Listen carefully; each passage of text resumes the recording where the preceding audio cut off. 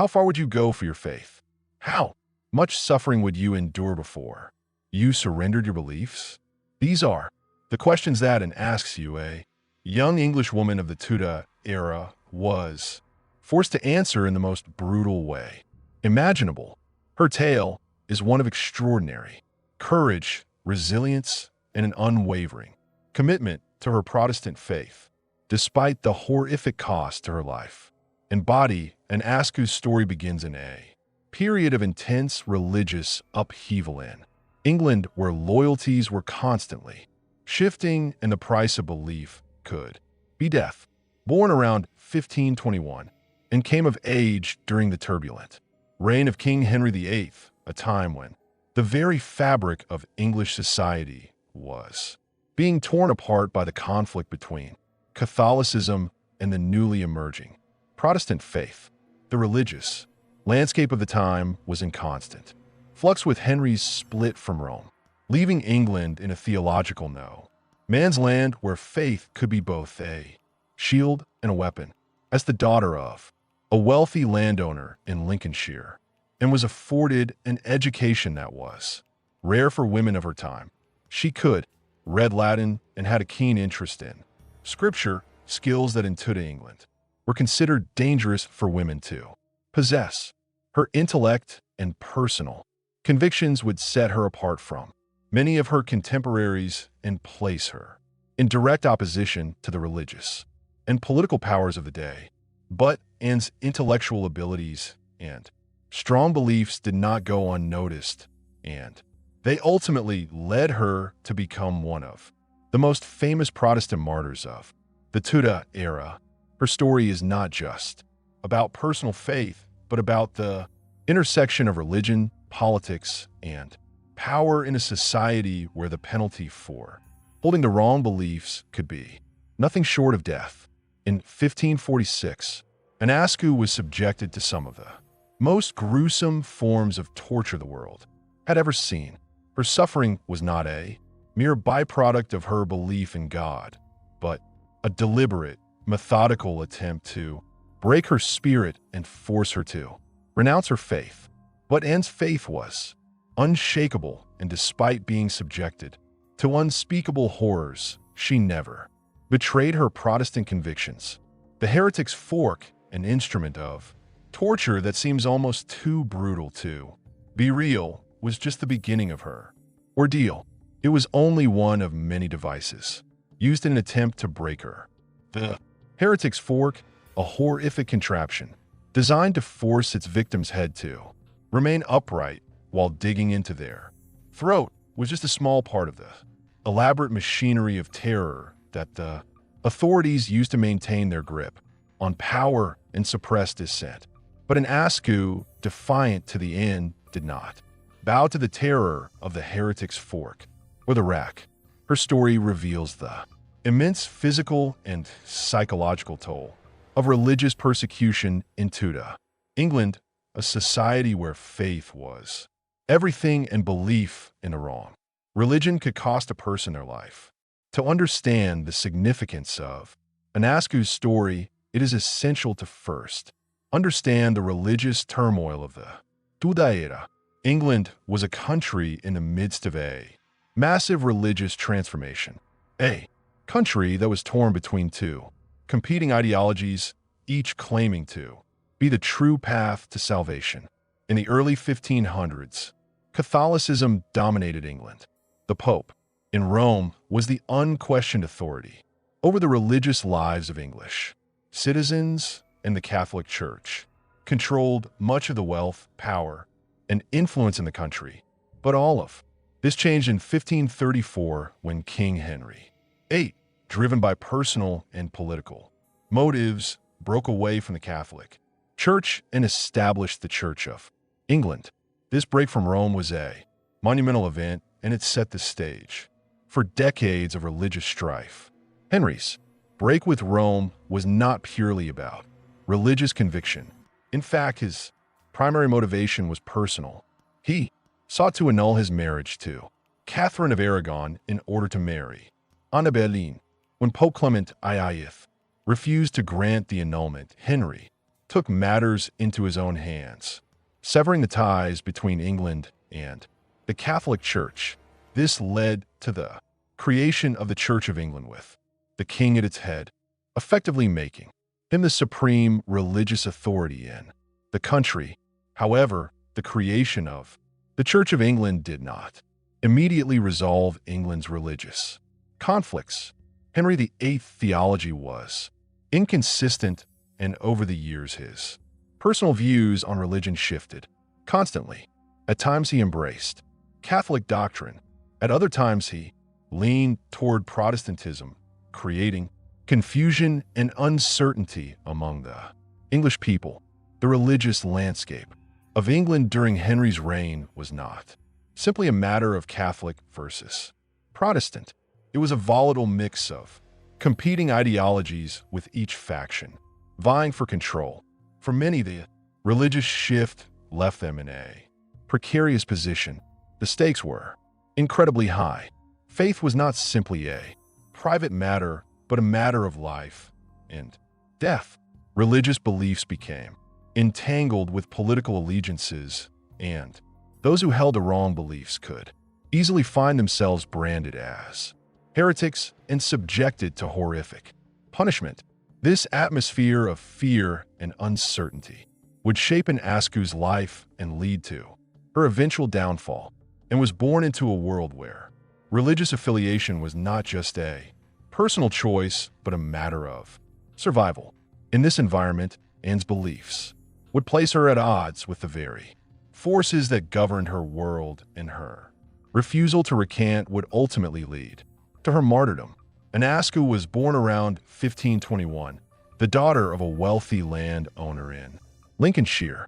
She was raised in a relatively privileged environment, one where she was afforded an education that was rare for women of the time, in an era when most women were expected to focus on domestic duties and marriage. Anne's intellectual abilities set her apart. Her father, who was a man of some wealth and influence, encouraged and to pursue her studies. She became fluent in Latin and had access to religious texts, which allowed her to delve into the scriptures and form her own interpretations of Christianity. Her education played a crucial role in shaping her beliefs and her eventual stance on religion. Unlike many women of her time, and was not simply content to accept the doctrines of the Catholic Church or the emerging Protestant movement. She took the time to study and develop her own understanding of the scriptures. Anne's religious convictions grew stronger as she matured, and she became increasingly drawn to the teachings of Protestant reformers. Protestantism, with its emphasis on personal faith and the rejection of the authority of the Pope, resonated with Anne's growing disillusionment with the Catholic Church and its practices. She was drawn to the idea of salvation through faith alone, rejecting the notion of works and rituals as necessary for salvation. Her newfound faith would shape the course of her life, leading her to a direct confrontation with the authorities of the Tudor era. However, Anne's growing commitment to Protestantism would not come without consequences. In 1541, when she was about 20 years old, Anne's father arranged for her to marry a man named Thomas Kim, a Catholic, who opposed her religious views. This marriage, like many in the Tudor era, was not based on love or mutual understanding, but on family alliances and religious affiliation. From the very beginning, the marriage was troubled, and Thomas were ideologically incompatible, and their relationship quickly deteriorated. Theological arguments replaced domestic harmony, and the couple's differing religious beliefs led to increasing tension. Anne's devotion to her Protestant faith put her at odds with her husband, who was a staunch Catholic. This religious divide would only grow wider over time, with Anne's faith taking center stage in her life and her marriage falling apart as a result. But despite the tension and difficulties in her marriage, and remained steadfast in her faith, she refused to back down from her convictions, even when it meant defying her husband, her family, and the religious authorities of England. This unyielding commitment to her faith would ultimately bring her to the attention of the authorities, and she would soon find herself caught up in the dangerous world of religious persecution that defined Tudor England. By the mid-1540s, England was a country deeply divided by religious strife. While the monarchy had declared the Church of England as the national faith, there was no consensus on what that faith should look like. Some factions within the church were calling for a return to traditional Catholic practices, while others were pushing for further Protestant reforms. In this volatile environment, those who held views that differed from the prevailing religious norms were at great risk, and Askew's outspoken Protestant beliefs soon made her a target of the authorities. She was an educated woman in a time when women were expected to be silent and submissive, in her intellectual prowess combined with her defiance of the Catholic Church marked her as a dangerous heretic. Her theological stance led her to associate with prominent Protestant reformers and share their radical ideas. And involvement in the Protestant movement eventually led to her arrest. In 1545, she was apprehended by the authorities and charged with heresy. The charges were largely based on her Protestant beliefs, and she was accused of possessing and disseminating heretical literature. The authorities were determined to stamp out any opposition to the official church doctrine, and Anne's refusal to recant her faith made her prime target. But Anne's arrest was not just about punishing her for her beliefs. It was about sending a message to others who might share her views.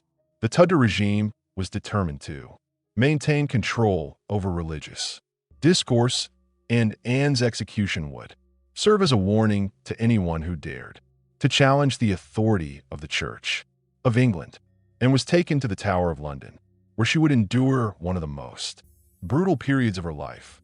Her ordeal would include some of the most horrific torture methods ever devised, and she would soon be subjected to the full force of Tudor religious persecution. The Tower of London, a symbol of both royal power and suffering, became Askew's prison after her arrest. It was here that she would endure the first stage of her brutal ordeal. The authorities were determined to extract a confession from, and one that would force her to recant her Protestant beliefs. They needed her to admit that her faith was wrong and to renounce her association with Protestant reformers. Anne's imprisonment at the Tower was not simply a matter of holding her until her trial. The Tudor authorities used the Tower as a tool of intimidation and terror. It was known as a place where the condemned could be tortured until they gave in to the pressures of the state, and was well aware of the fate that awaited her. She had heard the stories of those who had been broken under torture and knew that it was only a matter of time before she too would face the horrific devices of pain that the authorities had at their disposal. One of the most infamous methods of torture used at the Tower of London was the rack. The rack was a device designed to dislocate joints and stretch the body to its limits, causing excruciating pain. The victim's arms and legs would be tied to rollers at either end of the rack, and the torturer would then turn the rollers, slowly stretching the body. The pain was intense, and the victim often experienced permanent dislocation or even death from the strain. And Askew, though physically fragile, was determined to endure whatever the authorities threw at her. She had been trained to believe that her faith was worth any cost, even the pain of the rack. However, the authorities were not prepared for Anne's refusal to break. Unlike other prisoners who, after being tortured, would confess and renounce their beliefs and remain steadfast, despite being subjected to the most excruciating physical pain, and did not betray her Protestant convictions. She refused to name fellow Protestants or implicate anyone else. Her silence on these matters would earn her a reputation for both strength and defiance, but it would also mean that her torment would continue. Anne's resilience infuriated her captives, and they were not content with simply using the rack. They brought out other devices designed to break her body and spirit. One such instrument was the heretic's fork, which in its crude brutality became one of the symbols of Anne's suffering. The heretic's fork is perhaps one of the most sinister and chilling instruments of torture from the Tudor period. This device, which was used to punish those accused of heresy, was a crude and agonizing tool. It consisted of a metal fork with two prongs that were attached to a chain. One prong was placed under the chin of the victim, while the other was driven into the chest just above the sternum. The victim was forced to remain upright as the fork would dig into their throat and chest, preventing them from lying down or resting. For an Askew, the heretic's fork was yet another layer of suffering. The physical pain of the device was immense, but its psychological toll was equally devastating. Being forced to remain in a single position for hours on end, unable to move or rest, would have been unbearable. But Anne, despite the agony, did not falter. She refused to recant her beliefs, and she never betrayed her fellow Protestants. The heretic's fork was designed not only to inflict pain, but also to humiliate and degrade the victim. It was a tool of domination meant to strip away the dignity and strength of the individual. For Anne, it was yet another battle in her fight to preserve her faith in the face of overwhelming odds. Her refusal to give into the pain or to confess to heresy would become a symbol of her strength and her commitment to her beliefs. While Anne endured the pain of the heretics' fork, the authorities had already made it clear that they had no intention of releasing her or allowing her to live. Her fate was sealed. The rack and the heretic's fork were only the beginning of her torment. They were simply tools to break her body, but her spirit remained unbroken. Anne's time at the tower was marked by a series of brutal interrogations. The authorities believed that if they could not break her physically, they might be able to break her mentally. But Anne's defiance only seemed to grow stronger as the days passed, and was interrogated by some of the most influential religious figures of the time, men who were desperate to extract a confession from her. They wanted her to renounce her Protestant beliefs and accept the authority of the Catholic Church, but Anne was not intimidated. She stood firm in her faith and refused to bow to the pressure. Her courage in the face of unimaginable pain made her a powerful symbol of the Protestant resistance. During one of her interrogations, and was reportedly asked to reveal the names of other Protestants who were part of the movement she had been associated with. Again, she refused. She knew that to betray her fellow believers would be to betray her own faith, even under the threat of further torture, and did not falter. And steadfastness is all the more remarkable given the circumstances. In a time when even the most minor heresies could lead to death, Anne's refusal to recant her beliefs was an act of incredible bravery. Her unwavering faith in the face of such brutality set her apart from many of her contemporaries, and her story would become a symbol of Protestant martyrdom for generations to come. As the days dragged on, it became clear that the authorities had no intention of releasing Anne. Her refusal to cooperate had made her an enemy of the state, and her fate was sealed. She would not be allowed to walk free. Instead, she would face the ultimate punishment and was tried for heresy and found guilty. On July 16, 1546, Askew was sentenced to death by burning at the stake, a fate that awaited many Protestants during the Tudor period. The execution was meant to send a clear message to anyone who might challenge the religious authority of the Church of England, despite the horror of the impending execution, and remained resolute. She did not recant her faith, nor did she show fear as she faced her death. She was led to the stake where she was bound and set alight. The flames that consumed her body were meant to purify her as a heretic, but they also served as a final statement of her unwavering commitment to her faith. And Askew's execution was a horrific end to a life marked by courage and defiance. But it was not the end of her story. Her martyrdom would inspire countless others to stand firm in their Protestant beliefs, and her legacy would live on as a symbol of resistance against religious oppression. And Askew's death at the stake was a tragic and brutal end to her life, but it was not the end of her influence. Her courage in the face of torture and her unwavering commitment to her beliefs made her one of the most enduring figures of the Protestant Reformation in England, and story became a rallying cry for those who sought religious freedom in the face of oppression. Her defiance in the Tower of London, her refusal to betray her fellow Protestants, and her ultimate martyrdom made her a symbol of the power of individual faith. In a world where religious conformity was enforced by terror, the legacy of an Askew is one of remarkable courage and resilience.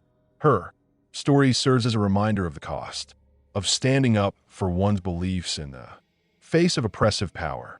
In Tudor, England, where the authorities wielded the machinery of torture and execution to maintain control, and Askew's steadfastness in the face of death was a powerful testament to the strength of the human spirit. Her story is also a reminder of the dangers of religious persecution, a reminder that the price of belief can be tragically high, but it is also a reminder of the power of faith to endure even the most extreme forms of suffering. In the end, an Askew's legacy is one of triumph, not over her captors, but over the forces of fear and oppression that sought to crush her spirit. Her story is a testament to the power of belief and to the courage of those who stand firm in the face of injustice, no matter the cost. An Askew's execution is a significant moment in English history, but it is only one example of the wider religious turmoil that gripped Tudor England. Her story unfolded within the context of a nation deeply divided over issues of faith. England during the 16th century was a battleground for competing religious ideologies, each claiming the mantle of true Christianity, each willing to use violence and persecution to enforce its beliefs. In the wake of Henry VIII's break from Rome, the Catholic Church no longer held unchallenged power in England. Yet while the king had established the Church of England, the religious landscape remained far from settled. This period, known as the English Reformation, was marked by sharp swings in religious policy depending on who held power. The reforms that Henry VIII had introduced were not always followed through, and after his death, his son Edward V took a more Protestant stance. Edward's reign, brief as it was, saw the advancement of Protestant ideals, but his untimely death led to the ascent of his sister Mary I. Mary, a devout Catholic, reversed many of Edward's Protestant reforms and sought to restore Catholicism as the state religion. During her reign between 1553 and 1558, hundreds of Protestants were burned at the stake.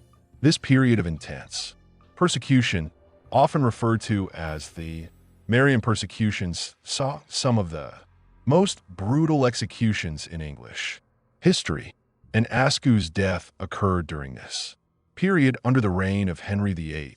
But it set the stage for the even more vicious religious conflicts that would unfold under Mary. It is important to understand that Anne's suffering, while unique in its intensity, was not isolated. Her story was emblematic of the broader culture of fear, torture, and execution that enveloped England. During this time, individuals who held unconventional or heretical beliefs were routinely targeted by the state, with the most extreme punishments reserved for those who were seen as threats to religious orthodoxy. This period of religious persecution was not limited to Protestant martyrs like an Askew. Catholics too faced persecution under Protestant rulers, and many Catholics were executed for their refusal to conform to the Church of England's teachings. The religious wars of the time were not only about doctrine, but about political power. The crown used religion as a tool to maintain control, and those who resisted the crown's interpretation of religious truth were often punished with horrific severity. For Protestants like an Askew, the Tudor monarchy was an omnipresent force of power demanding conformity, despite the tumultuous and dangerous political landscape, and remained unwavering in her belief that salvation could only be attained through faith, and that true faith could not be coerced. This belief was what led her into conflict with the very forces that controlled England, and it ultimately led to her martyrdom. Askew's story is not only one of physical suffering, but also of the psychological toll that torture exacts on its victims. To truly understand the horror of her ordeal, one must consider not just the physical devices used against her, but the psychological strategies employed by her captives to break her resolve. The rack and the heretic's fork were instruments of unimaginable pain, but the ultimate goal of torture was not simply to inflict bodily harm. The goal was to break the spirit, to force the victim to renounce their beliefs, to betray their friends and allies, and to destroy their sense of self. Torture is often as much a psychological assault as it is a physical one, and the mind plays a crucial role in the body's response to pain. And the psychological pressure was intense. She was imprisoned, alone, cut off from any support network, and subjected to interrogation and threats. The mental strain of enduring such isolation, combined with the constant threat of further torture, was overwhelming. Yet Anne's defiance suggests that she found some strength within herself that allowed her to withstand the torment. Whether it was her faith, her strong sense of identity, or perhaps her knowledge of the writings of Protestant reformers, and remained resolute even when the authorities pushed her to the brink. The fact that Anne was a woman also adds a layer of complexity to her story.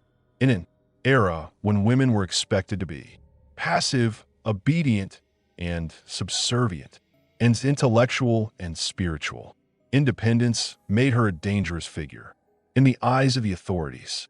The pressure on her to submit to male authority figures, both politically and religiously, would have been immense.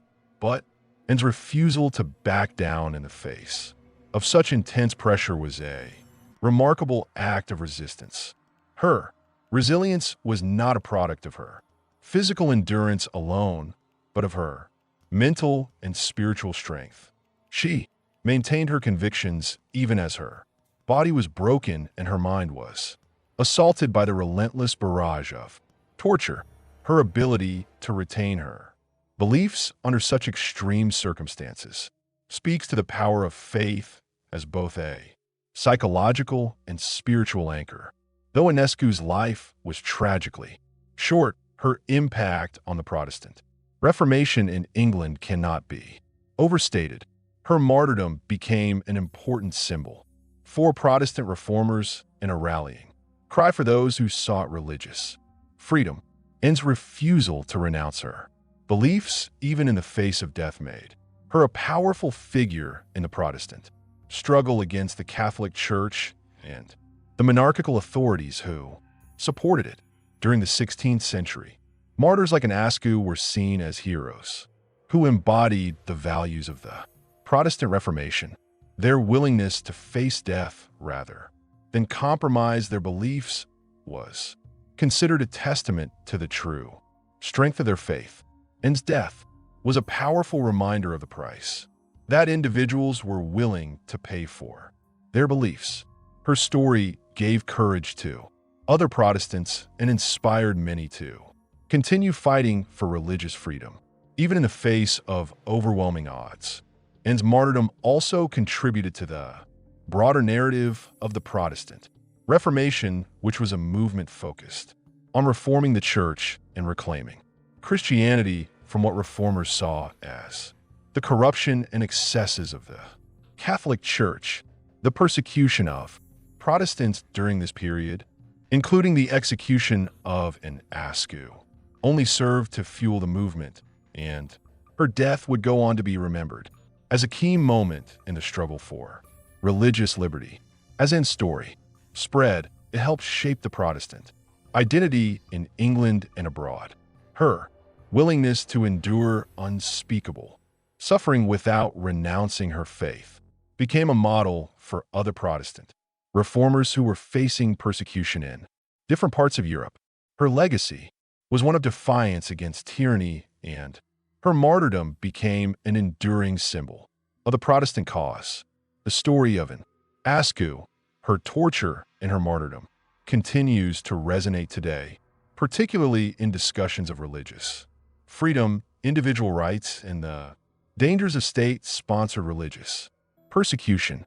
Her death marked the culmination of a period in English history when the monarchy used religion to consolidate power and suppress dissent, often at the cost of innocent lives. But it was also a pivotal moment in the broader narrative of the Protestant Reformation, which sought to challenge the authority of the Catholic Church and assert the rights of individuals to determine their own religious beliefs. In the centuries since an Askew's death, her story has been remembered as a testament to the courage of those who refuse to conform to the prevailing religious and political powers. The Protestant Reformation was a movement that reshaped Europe and had lasting effects on religious, political, and cultural institutions.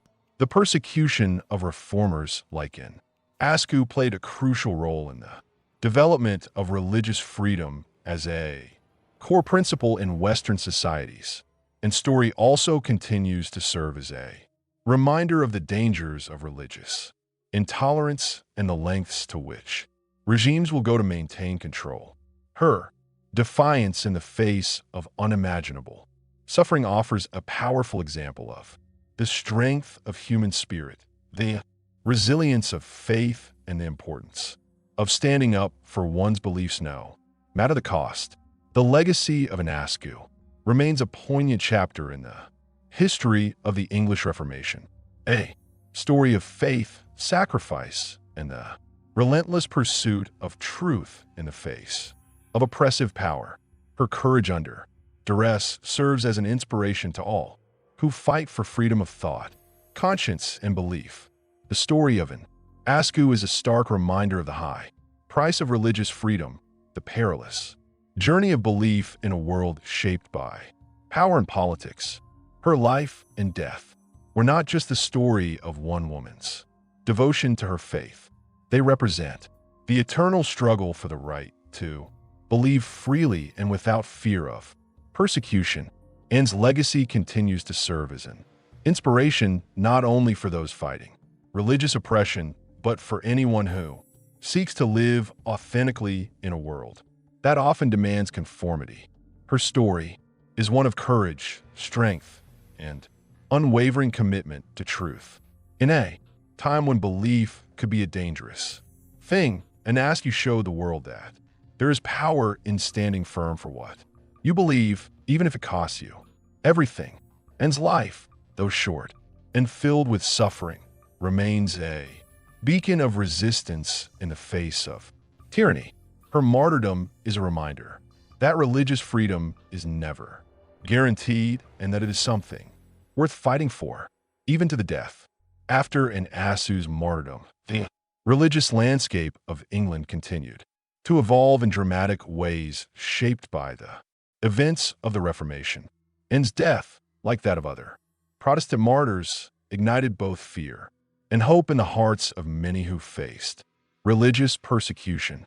But while her sacrifice symbolized the ongoing struggle for religious freedom, it also highlighted the deeply fractured nature of English society and a tension between the crown, the church, and the people. The death of an Askew occurred during the reign of Henry VIII, a monarch who, although responsible for the separation of the English church from Rome, had not fully embraced Protestant doctrines. His shifting theological views had left the Church of England in a state of theological limbo, where reformers and traditionalists alike were unsure where they stood. Anne's execution, along with other martyrs of the era, served to deepen this division with Protestants, inspired by her courage, while Catholics, especially those in power, continued to view her and others like her as dangerous heretics. However, the political tide began to shift with the ascent of Mary the Wind to the throne in 1553. Mary, known as Bloody Mary, was determined to restore Roman Catholicism in England, and her reign ushered in the Marian persecutions, a time when Protestants were ruthlessly hunted and executed for their beliefs. During this period, hundreds of Protestants were burned at the stake, including many of an Askew's co-religionists. The brutality of Mary's reign sparked a counter-response that would play a pivotal role in shaping the future of England. It was during the Marian persecutions that the Protestant movement gained significant momentum in its opposition to Catholic rule.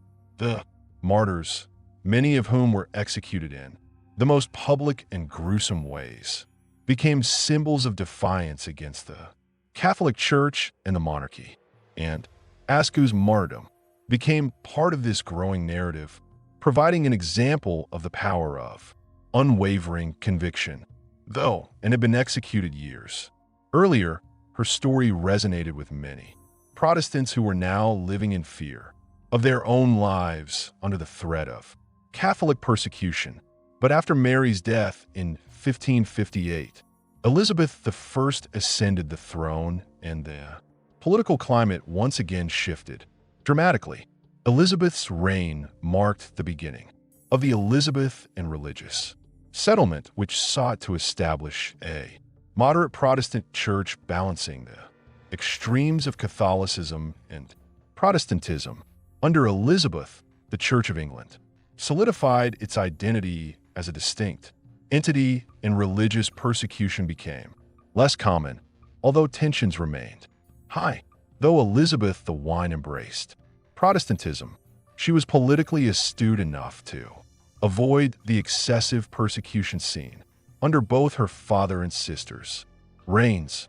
The balance she struck, however, was not without its challenges, as Elizabeth's church sought to build a more inclusive Reformed identity. It had to contend with Catholics who refused to accept her authority, leading to further conflicts throughout her reign. And Askew's story underscores a central tension in the history of the Tudor era: the manipulation of religion as a tool of state control. During her time, the crown wielded the power to define orthodoxy and used religion to consolidate its authority. In this world, adherence to the official church was not simply a matter of personal faith, but a political act. Those who rejected the established order, or who embraced a different theological stance, were perceived as threats to both the religious and political structure of the kingdom. Under Henry VIII, the establishment of the Church of England was a clear example of how the monarchy could control not just the political, but the spiritual lives of its subjects. By severing ties with the Roman Catholic Church, Henry ensured that religious authority was firmly in his hands. This move was motivated by a desire for political autonomy, particularly in his pursuit of a divorce from Catherine of Aragon. but also laid the groundwork for religious conflict for generations too. Kulme, the Tudor monarchy's shifting stance on religion made it incredibly difficult for ordinary people to know which beliefs would be tolerated. Those who found themselves in the crossfire like an Askew had no way of knowing whether their faith would bring them peace or destruction. Anne's Protestant beliefs were dangerous in an era where doctrine was malleable and often dictated by the whims of the monarch. Under Henry VIII, Protestantism was not fully embraced, and those who pushed for more radical reforms faced fierce opposition. This continued under Edward VI, but Anne's tragic death illustrates the perils that came with holding unpopular beliefs during this period. Anne's unwavering commitment to her faith, even at the cost of her life, speaks to the deeply personal nature of religious conviction. At the same time, it underscores how religious belief, far from being a private matter, was intensely political. In Tudor England, the monarch's ability to control religious doctrine meant that the people could not safely question or alter their beliefs without risking punishment, and was a direct challenge to this system, refusing to submit to political and religious authority. Even after Anne's death, the state's use of religion as a mechanism of control did not abate. The religious turmoil of the era continued with each monarch using the church to enforce their own power. This made faith a precarious issue, one that could mean life or death for those caught in the midst of the monarch's religious policies. For Anne, the theological and political struggles of the time collided with her desire to remain true to her understanding of Christianity. She stood firm despite the overwhelming pressure to conform, and her death stands as a stark reminder of the lengths to which those in power will go to maintain control over both the body and the soul of a nation. And Askew's position in history is made even more remarkable when we consider her as a woman in a time when women were typically relegated to domestic roles and denied access to formal education. Her intellectual abilities, her theological understanding, and her defiance in the face of religious persecution are extraordinary achievements for a woman in Tudor England. Throughout much of history, women's roles in religious movements were often overlooked or marginalized. They were expected to submit to the authority of men and were generally excluded from the intellectual debates that shaped the church and society. However, Anne's refusal to conform to both the religious expectations of her time and the gender norms of her society makes her an outlier, an important figure whose voice and actions left a lasting impact on the Protestant movement. And Askew was an anomaly in the Reformation because she was not just a passive participant in the events that unfolded. She was a thinker and an actor in her own right. Her intellectual prowess, evidenced by her ability to read Latin and engage with theological texts, set her apart from many of her contemporaries. Moreover, her willingness to speak out against the religious and political structures of the time made her a leader within the Protestant community. 4. Women who came after her and story provided an example of what it meant to hold firm to one's beliefs even in the face of overwhelming opposition. Her defiance in the face of gendered expectations and religious persecution opened the door for other women to be more active in religious reform movements. Although it would take many more centuries for women to truly gain equal footing in matters of religious authority, while Anne's martyrdom was horrific, it was also revolutionary. Her legacy is seen in the later inclusion of women in religious reform movements and in the broader struggle for religious and intellectual freedom. She embodied the paradox of the Reformation, a movement born out of resistance to religious authority that in its own way set the stage for the development of modern religious freedoms including the right to personal expression and thought, regardless of gender.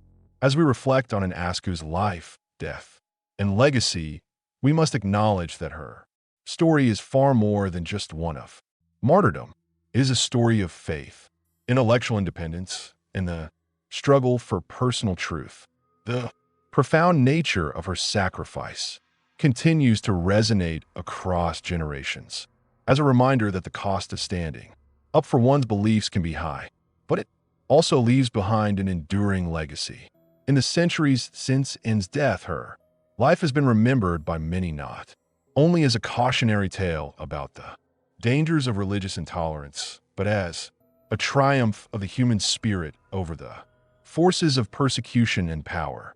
Her steadfastness, despite the unimaginable torture she endured, speaks to the unshakable power of belief and the resilience of the human soul. And Askew's story is far from forgotten.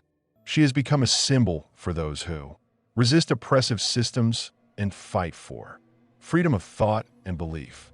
The pain she endured and the ultimate sacrifice she made have made her one of the most significant martyrs of the Protestant Reformation, and her influence continues to be felt by those who seek justice, freedom, and equality in the face of authority.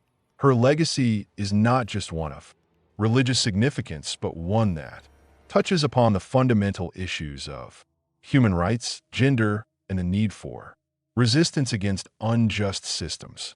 And Askew's life reminds us that the fight for freedom, whether religious, intellectual, or political, can come at great personal cost, but it is one worth fighting. To this day, her story continues to inspire and inform the values of religious freedom, individual expression, and the courage to speak out against injustice. And Askew's life and death are woven into the fabric of both English and global history, leaving a profound legacy that echoes far beyond her time. And Askew's story is a poignant reminder that the fight for religious freedom and personal conviction often comes with immense sacrifice. Her unwavering commitment to her faith, even in the face of unimaginable torture and death, left an indelible mark on history. And courage continues to inspire generations of individuals who fight for justice, equality, and the right to believe without fear.